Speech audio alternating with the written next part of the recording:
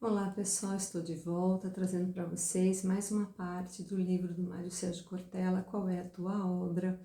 Estamos ainda no capítulo Gestão, porém hoje nós vamos discorrer sobre estoque de conhecimento. Vamos começar? Sem mais delongas? Vamos lá. Educação continuada pressupõe a capacidade de dar vitalidade às competências, às habilidades, ao perfil das pessoas. O fato de nunca sabermos tudo, dando continuidade à reflexão anterior, ao mesmo tempo e de todos os modos, não significa que nada saibamos. A classe frase socrática só sei que nada sei indica mais a humildade de saber-se individualmente ignorante em quase tudo do que declaração de incapacidade absoluta. Certa vez fui perguntado como trataria a educação corporativa se fosse líder em uma empresa. A educação corporativa seria uma questão prioritária, mas não exclusiva. Afinal de contas, uma empresa precisa ser sustentabilidade de sua lucratividade, rentabilidade, produtividade e competitividade. Partes por partes agora. A sustentabilidade nesses 4 tópicos advém de uma série de fatores. Competência que ela desenvolve dentro do mercado, o tipo de produto com o qual ela lida, a capacidade do planejamento estratégico, mas depende também, essencialmente, do modo como ela maneja o estoque, de conhecimento, que dentro dela atua, que está exatamente nos colaboradores. Conhecimento é intrínseco em qualquer área que se atue, né, gente? Então, mais uma vez, está falando de empresa, mas serve para qualquer área, inclusive para quem está estudando, para quem ainda não está no mercado de trabalho. Vamos prestar atenção nesse capítulo muito importante. Hoje, o trabalho das pessoas não pode mais ser entendido como commodity.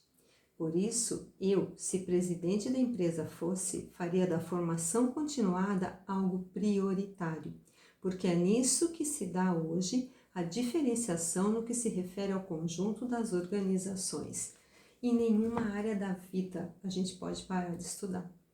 Sempre tem uma coisa nova para aprender, uma técnica nova, um jeito novo de fazer, uma metodologia, um custo mais baixo, enfim, sempre, qualquer que seja a sua profissão, a sua área de atuação, manter-se atualizado, estudar sempre é a chave do negócio.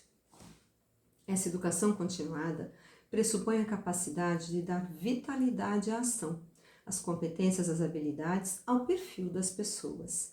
E isso, entre outras coisas, traz uma multiplicidade de elementos, desde treinamentos até cursos de formação e especializações. Vai depender da área de cada um, né? E também a formação de sensibilidade, que é uma coisa central atualmente no mundo do trabalho.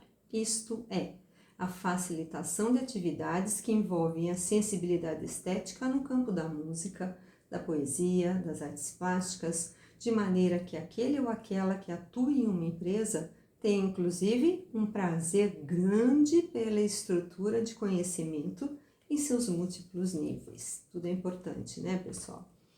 Eu faria isso como presidente. Aliás, as empresas que estão indo céleres em direção ao futuro são aquelas em que o presidente faz isso. Se a liderança não estiver voltada para dar uma prioridade a essa temática da formação contínua, o máximo que ela terá é sucesso extemporâneo. Há uma discussão nesse ponto, em que alguns argumentam que o fato de uma empresa investir em cursos não significa necessariamente que ela vai estar mais bem preparada. Teria de ter aplicabilidade. Eu digo que a relação não é direta, mas o inverso é direto. Vamos explicar isso aqui, olha.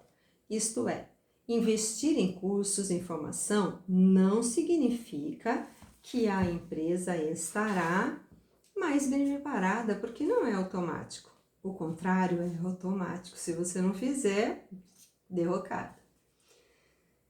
Não investir na formação implica uma perda significativa da competência e da qualidade. Há uma clássica frase que diz: se você não acredita que educação é um bom investimento, tente investir em ignorância. Falou tudo, né? Você não precisa nem explicar. Não existe uma relação direta, linear, entre formação e aumento de competitividade, porque isso não é algo isolado que se coloque num ponto de vista exclusivo. Por isso, observo que um presidente precisa dar prioridade, mas não exclusividade, porque isso dependerá também dos equipamentos que se tem, da postura dentro do mercado, da capacidade de análise de cenários futuros e assim por diante. Cada caso é um caso, né, pessoal? Se assim fosse, as melhores estruturas de organização seriam as universidades. Afinal de contas, elas lidam o tempo todo com pesquisa, com educação continuada e etc. E não necessariamente as universidades são as melhores organizações em termos de sustentabilidade. Hoje, no mundo do trabalho, fala-se menos na formação de um generalista e mais na formação de um multiespecialista. Não se trata apenas de uma diferenciação de linguagem.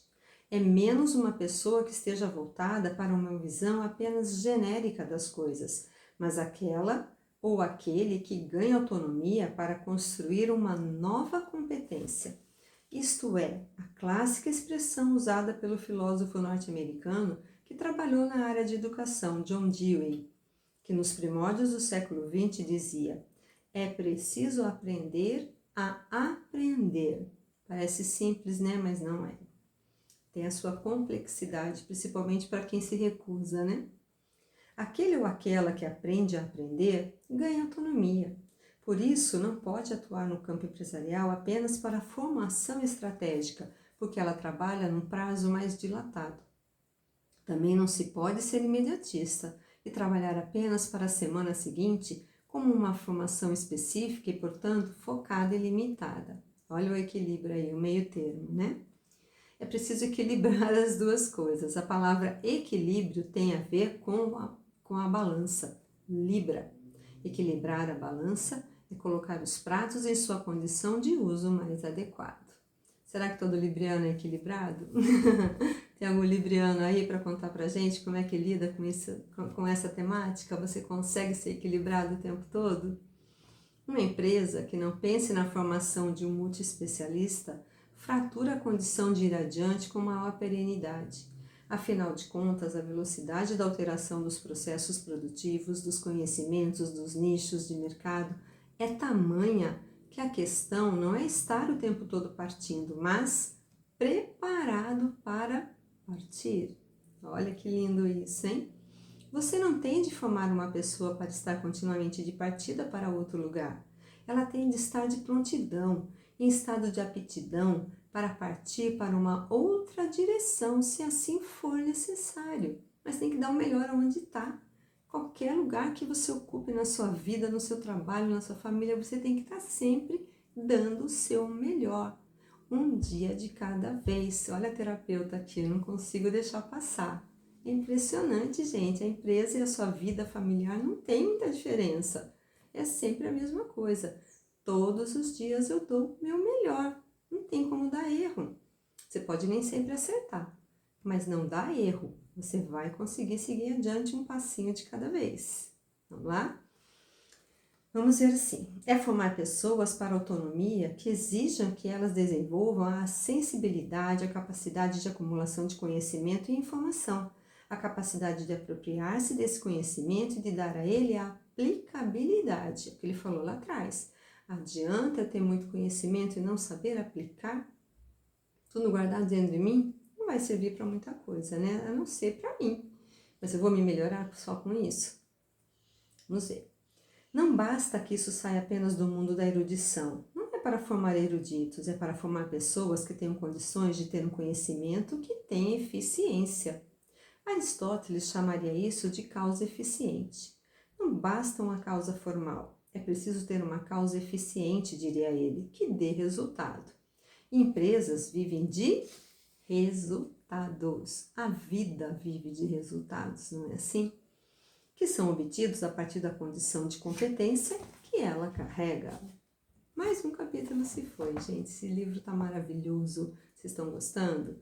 Quem puder, me deixa aí um feedback, me dá uma respostinha. Você está acompanhando? Você já assistiu os vídeos anteriores? E o que está achando dessa leitura maravilhosa? É um aprendizado em cima do outro. Uma continuidade maravilhosa.